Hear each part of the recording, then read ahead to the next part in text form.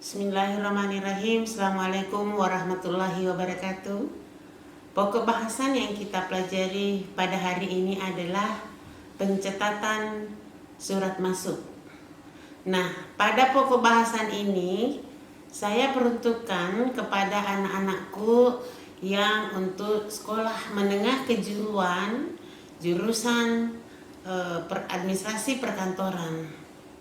Nah, pada jurusan administrasi perkantoran untuk SMK itu sering dilakukan lomba-lomba karsipan atau LKS, lomba keterampilan siswa, yaitu lomba kesekretariatan. Salah satu materi uji yang ada pada LKS jurusan perkantoran SMK itu adalah sistem penyimpanan arsip. Tapi saya ingin jelaskan dulu bagaimana pencatatan arsip ini kalau menggunakan buku agenda. Nah, saya jelaskan ini bahwa pencatatannya ini masih menggunakan buku agenda atau sistem manual. Buku agenda ini digunakan untuk mencatat surat masuk dan surat keluar.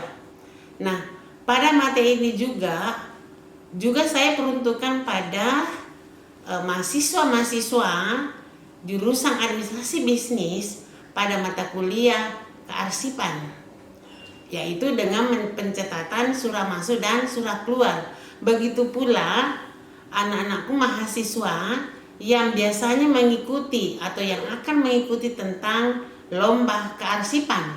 Nah, pada saat kita ingin lomba atau ingin mengikuti uji kompetensi kearsipan dengan pencatatan menggunakan buku agenda, yang pertama kita lakukan adalah kita perhatikan soal tersebut bahwa di atas meja sudah disiapkan soal atau schedule atau tata cara untuk menyelesaikan pencatatan surat masuk tersebut. Nah, di atas meja ini ada beberapa yang disiapkan, yaitu ada surat, ada tumpukan dokumen, ada tumpukan arsip, kemudian ada buku agenda. Ini adalah anggapannya adalah buku agenda untuk surat masuk. Juga ada lembar disposisi, karena lembar disposisi ini digunakan untuk mencatat instruksi pimpinan khusus untuk surat masuk.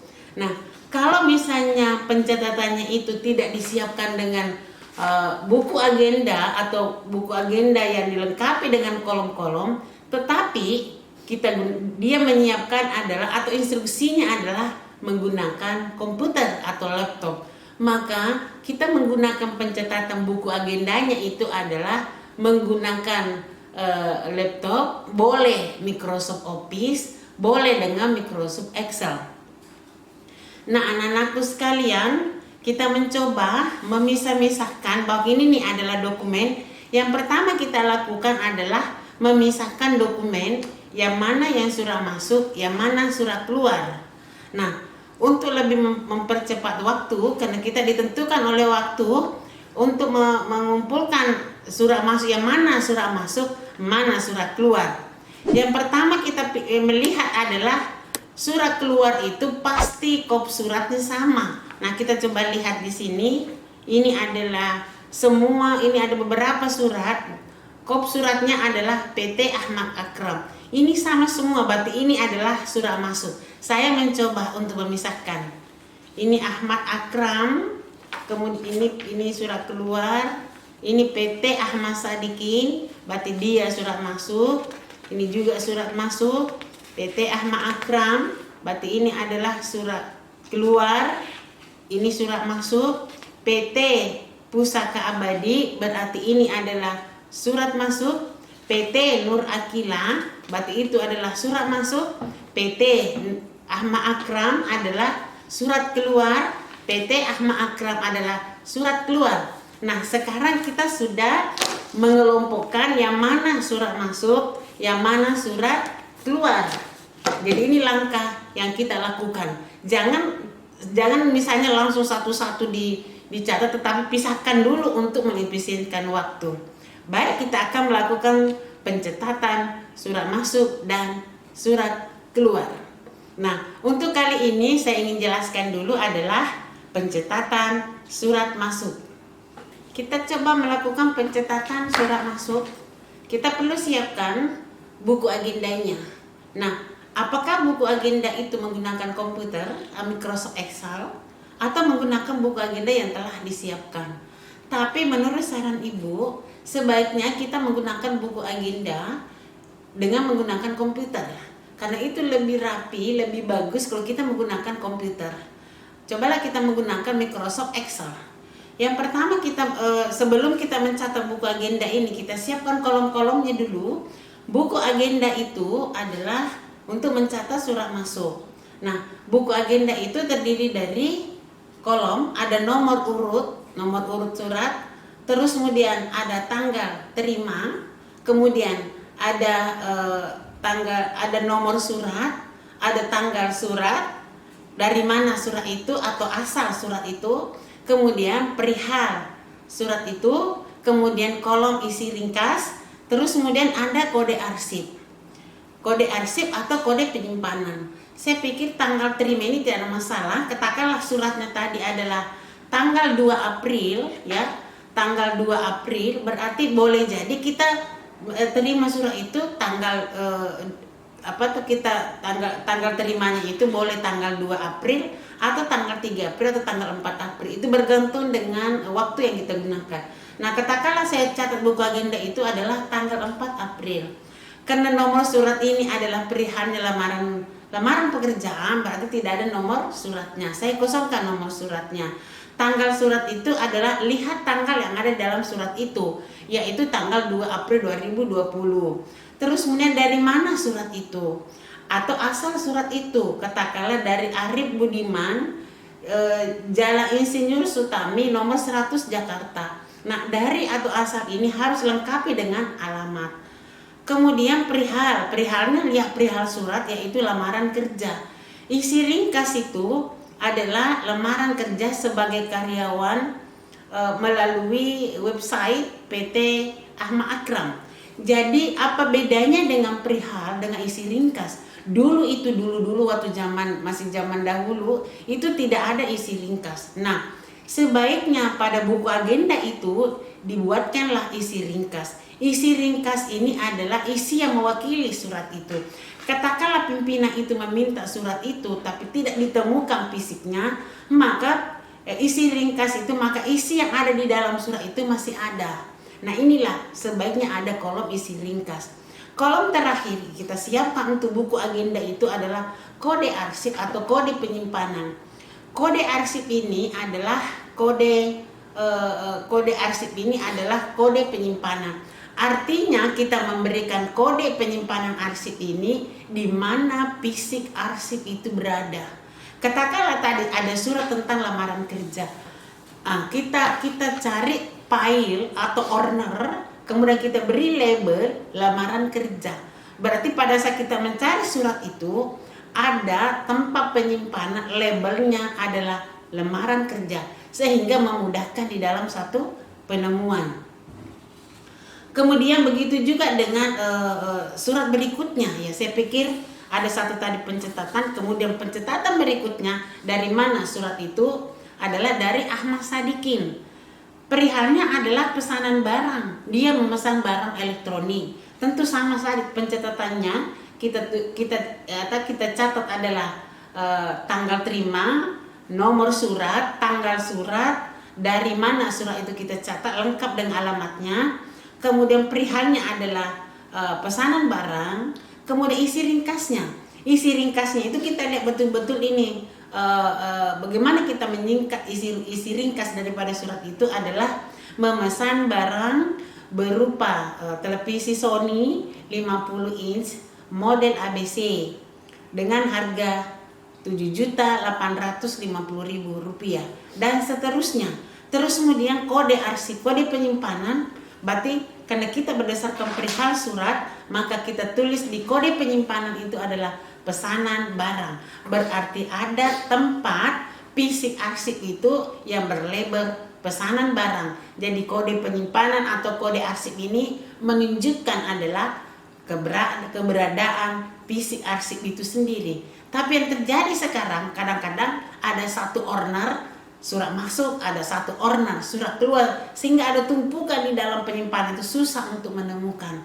Nah ini anakku sekalian, kalau langkah kerja ini untuk SMK, apakah dengan ikuti uji kompetensi atau LKS, lembah keterampilan siswa, dengan cara seperti ini sangat-sangat efisien untuk melakukan pencatatan untuk surat masuk. Nah, pengalaman saya menjadi juri untuk juri untuk lomba keterampilan siswa, kadang-kadang siswa itu dia simpan di Mapsenel Hektar, kemudian dia catat. Logikanya itu tidak mungkin disimpan dulu baru kita catat. Jadi ikuti SOP-nya, ikuti prosedurnya. Jadi saya ulangi lagi tadi bahwa pertama memang pisahkan surat masuk dengan surat keluar. Lalu siapkan buku agenda, kemudian kita catat di dalam buku agenda, kemudian kita isi semua kolom-kolom yang ada di buku agenda itu sendiri. Nah, inilah surat untuk pencatatan surat masuk dengan menggunakan buku agenda sistem manual. Tetapi katakanlah misalnya di soal itu biasanya di soal itu katakanlah ada di soal diinstruksikan bahwa gunakan lembar disposisi untuk surat masuk. Nah, lembar disposisi ini digunakan untuk surat masuk, tetapi kita mencoba menggunakan lembar disposisi itu sendiri. Baik, kita lanjutkan tadi bagaimana kita menggunakan lembar disposisi. Ini saya sampaikan kepada anakku sekalian untuk mahasiswa politeknik atau siswa SMK jurusan perkantoran, ya, bahwa ternyata ada instruksi bahwa kita akan menggunakan lembar disposisi. Nah, lembar disposisi ini disiapkan. Nah, lembar disposisi itu sebenarnya ada perbedaan antara lembar disposisi yang digunakan di perusahaan dan lembar disposisi digunakan untuk instansi pemerintah. Nah, lembar disposisi yang digunakan pada perusahaan itu jauh tidak terlalu jauh beda dengan kita menggunakan lembar disposisi yang ada di perusahaan dengan instansi. Pada dasarnya sama, hanya bentuk-bentuk kolomnya itu berbeda.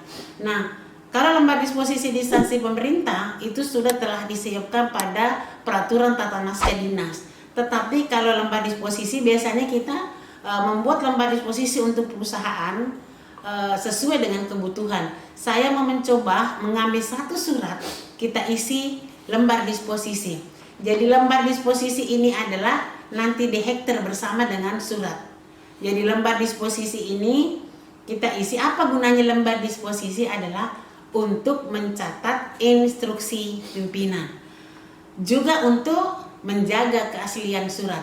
Nah, kalau misalnya kita itu tidak menyiapkan lembar disposisi karena pimpinan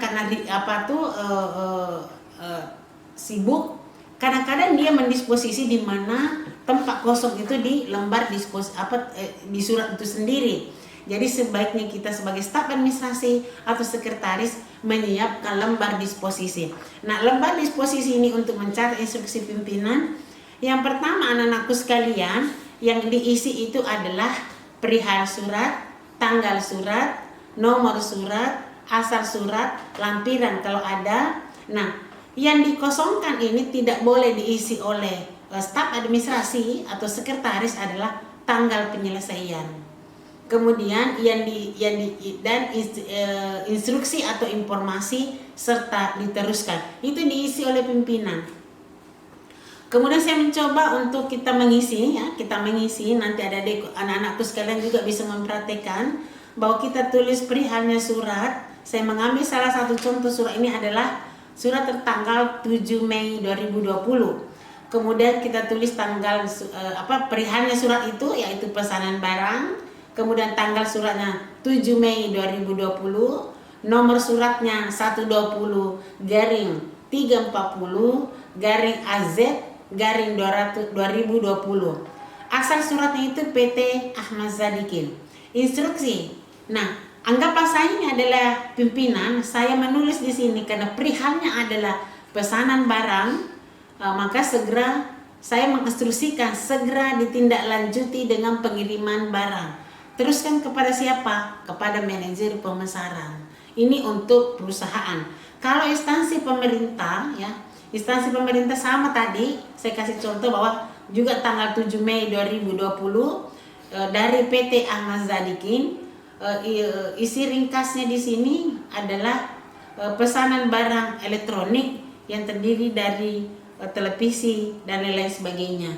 Instruksinya juga segera ditindaklanjuti dengan pengiriman barang, segera melakukan pengiriman barang.